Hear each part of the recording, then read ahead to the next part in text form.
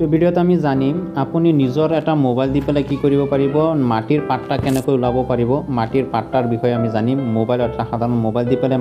মাটিৰ পাট্টা অনলাইনত কেনেকৈ আমি ওলাব পাৰোঁ ইয়াৰ বিষয়ে জানিম প্ৰথম এটা ব্ৰাউজাৰ ওপেন কৰিব ব্ৰাউজাৰটো ওপেন কৰি গুগল ওপেন কৰিব গুগল ওপেন কৰি পেলাই কি কৰিব গুগলত টাইপ কৰিব আসাম ৰেভিনিউ আসাম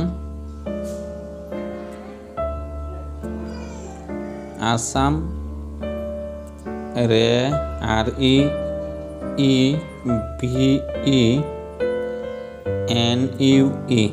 আসাম ৰেভিনিউ বুলি সাৰ্চ কৰি দিব সাৰ্চ কৰি দিয়াৰ পিছত এনেকৈ প্ৰথম লিংকটো খোল খাব প্ৰথম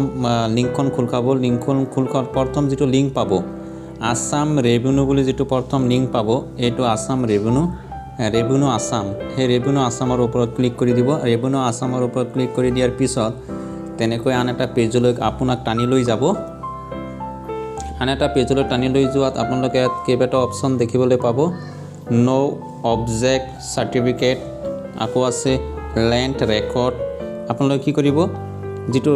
ল্যান্ড ৰেকৰ্ড বুলি দেখা পাইছে ল্যান্ড ৰেকৰ্ডছ ইয়াৰ ওপৰত ক্লিক কৰি দিব ইয়াৰ ওপৰত ক্লিক কৰি দিয়াৰ পিছত আন এটা পেজ খোল খাইছে চাইছে প্ৰসেসড বুলি যেটো অপচন পাইছে হে প্ৰসেসডৰ ওপৰত ক্লিক কৰি দিব প্ৰসেসডৰ ওপৰত ক্লিক কৰি দিয়াৰ পিছত ওকে বুলি এটা অপচন পাব ওকে কৰিব ওকে কৰি দিয়াৰ পিছত এনেকৈ খোল খাব ডিস্ট্ৰিক্ট খোল খাব আপোনাৰ যেটো ডিস্ট্ৰিক্ট হয় আপুনি হেতু সিলেক্ট কৰিব যেটো মোৰ ডিস্ট্ৰিক্টটো নগাঁও মই নগাঁও সিলেক্ট কৰিম নগাঁও ডিস্ট্ৰিক্টটো সিলেক্ট কৰাৰ পিছত ইফালে চাব খোল খাব চক্ৰ যেটো আপোনাৰ চক্ৰ হয় যেটো মোৰ চক্ৰটো ৰহা মই মোৰ চক্ৰটো ভুল হৈছে কামপুৰ চক্ৰটো কামপুৰ সিলেক্ট কৰিছো মোৰ চক্ৰটো কামপুৰ মই কামপুৰ সিলেক্ট কৰিছো কামপুৰ সিলেক্ট কৰাৰ পিছত চক্ৰ সিলেক্ট কৰাৰ পিছত ইফালে চাব খোল খাব গাঁও খোল খাব গাঁও খোল খাইছে ইয়াত চাইছে ইয়াত গাঁও খোল খাইছে ইয়াত কি কৰিব আপোনাৰ যেটো গাঁও হয় হেতু আপুনি সিলেক্ট কৰিব যেহেতু মই মোৰ সুবিধা মতে 2 নং কোচুৱা সিলেক্ট কৰিছো 2 নং কোচুৱা সিলেক্ট কৰিছো সিলেক্ট কৰাৰ পিছত এনেকৈ ইয়াত চাইছে ইফালে খোল খাইছে কেপচা এই কেপচা ইয়াত এন্টাৰ কৰিব এই কেপচাটো ইয়াত এন্টাৰ কৰিব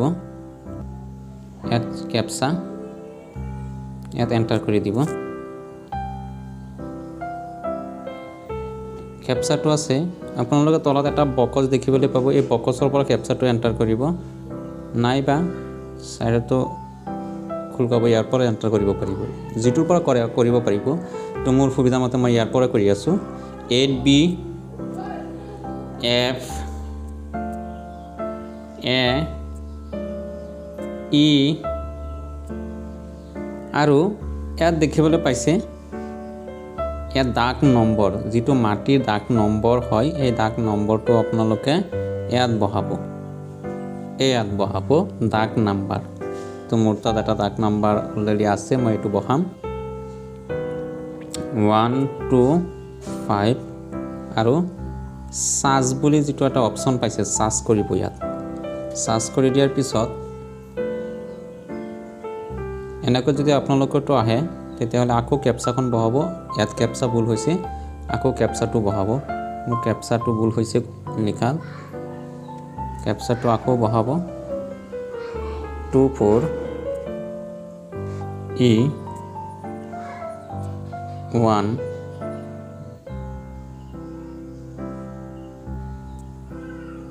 কি দাগ নম্বৰটো ঠিকই আছে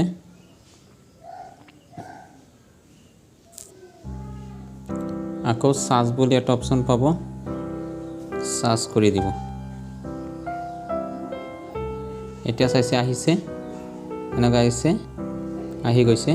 দাগ নং 25 খিৰাজ মেদি পাট্টা গৌৰবাট মৌজা পৰগনা লাট নং 11 এনেকৈ আহিছে এতিয়া কি কৰিব ইয়াত যেটা অপচন পাইছে এই অপচনটোত ক্লিক কৰি দিব এই অপচনটোত ক্লিক কৰিব এই অপশ্যনটো ক্লিক কৰি দিয়াৰ পিছত তেনেকৈ চাব ইফালে সি জবানবন্দী বুলি এটা অপশ্যন পাব। সি জবানবন্দীৰ ওপৰত ক্লিক কৰি দিব। সি জবানবন্দীৰ ওপৰত ক্লিক কৰি দিয়াৰ পিছত আপোনালোকৰ সন্মুখত মাটিৰ পাঠা এনেকৈ খোল খাব। এনেকৈ খোল খাব, চাইছে সম্পূৰ্ণ পাঠ্যাবিলাক খোল খাইছে। সম্পূৰ্ণ নামবিলাক দেখিবলৈ পাইছে। যিবিলাক নাম কাটি এণ্টাৰ কৰা হৈছে এইবিলাক সব মাটিৰ পাঠ্যাবিলাক ধুনীয়াভাৱে খোল খাইছে। এনেকৈ আপোনালোকে এটা মোবাইলতে মাটিৰ পাঠ্যা ওলাব পাৰিব। এনেকৈ সব খোল খাইছে, চাইছে মাটিৰ পাঠ্যা সম্পূৰ্ণ নামবিলাক দিয়া